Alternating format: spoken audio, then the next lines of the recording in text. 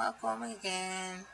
This is day 15 of the 100-day challenge, and today was particularly difficult. I didn't start with my intentions for myself, I guess, which would have been telling, maybe, of what kind of day it was going to be. And I had a really hard time wanting to make this video tonight, but I know it's important, so I am doing it. And I touched on a lot of things from my recent past in this past year of some really big mistakes that I had made, and thinking that I had really begun or had forgiven myself for those mistakes and trying to climb my way through them. But it seems like I had to just really meet them again, those mistakes again, or re-acknowledge the fact that I had made them, and to really go through the emotions of how I feel, because I really don't like making mistakes. I like getting things done correctly the first time. I think that's something that's been ingrained in me since with my mom since I was little. So me and mistakes don't get along very well, and I know that they're important to learn in life, but I made a really big mistake financially, and that's what's kind of gotten me in this financial upheaval a year later. And I feel really bad for it, because all this time I've been telling other folks how to manage themselves and their money, and I went and made a really huge mistake, and it put me into depression. And as a family member that I went into this endeavor with, that I'm not really talking to, and it's been painful to have to really deal with, number one, the scope and size of my financial mistake, but also, number two, my feelings dealing with this particular family member, and how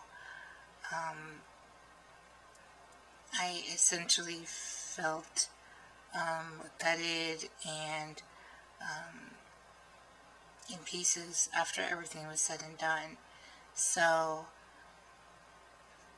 there's been a lot of animosity dealing with this family member, and it's been to the point where I can't be in the same room with them. And I had a talk with my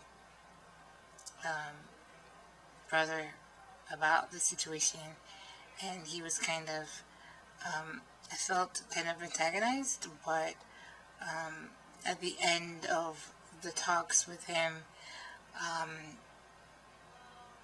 I guess I was able to kind of meet the situation, the financial part, and the part about the family member head on. So that was a good thing, I think, that came out of it. I've been trying to circle around the whole issue on my own, and my brother kind of pushed me to deal with it head on, which I hadn't been ready for, but it was necessary to do in order to keep me out of the cycle of being angry and trying to calm myself down from it, and ignoring the person, and then having to deal with them, because they come over every once in a while. And it was a very heavy morning this morning, and I had to deal with a lot of issues of abandonment and hostility and anger. I don't deal with anger very well. My mom always told me to never be angry at people, so that winds up coming out anyway, because anger is energy, and it winds up coming out in other kind of ways, in terms of eating, overeating, and other addictive behaviors. So I had to deal with that today, and I had to really try to be really strong not to go to my regular comforters when I am upset or I feel things are out of control, which is food. I have been struggling all day today to really stay within the limits and the confines of what my regular eating is typically, so that way I won't get out of control food wise, because there's a part of me that's still sad over the situation, there's a part of me that's angry, there's a part of me that feels hopeless about it, there's a part of me that just wants to walk away and not have to look at it again, and there's a part of me that wants to avoid everything with it. So even though it was difficult, this talk I had with my brother this morning, it was, kind of necessary. I am trying to be really gentle and easy with myself, so that way I won't put more added pressure on myself than I already have right now. And I don't know, it kind of made me think, I've been trying to manifest the winning lotto numbers, so that way I could have financial freedom that way. But I know that the first thing that I would do is to leave where I am right now and to go to other places, which would be avoiding the situation, and that might not necessarily be the right thing to do. I'm just really kind of tired, disappointed, drained, I think, from dealing with this financial mess and with this particular family member, and I want some solace, and I want some hugs, and I want some cuddles, and I want somebody to tell me that things are going to work out okay, and to listen to me, not necessarily to provide an answer, but just to be able to be there to listen to me.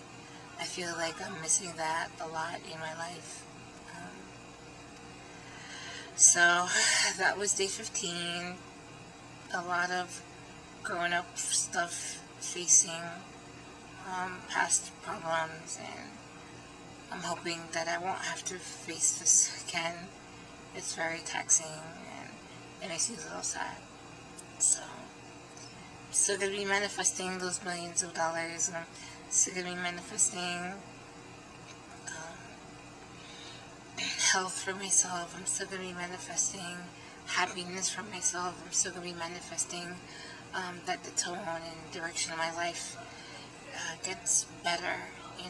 I want more and better things. I'm tired of being in this same space. It's different problems, but it winds up being the same at the core, which is this feeling of helplessness and sadness. And I want to break through to the other side, to happiness and empowerment. So, day 15, the good, the bad, and the not so great. Alright, I'll see you all tomorrow. Bye.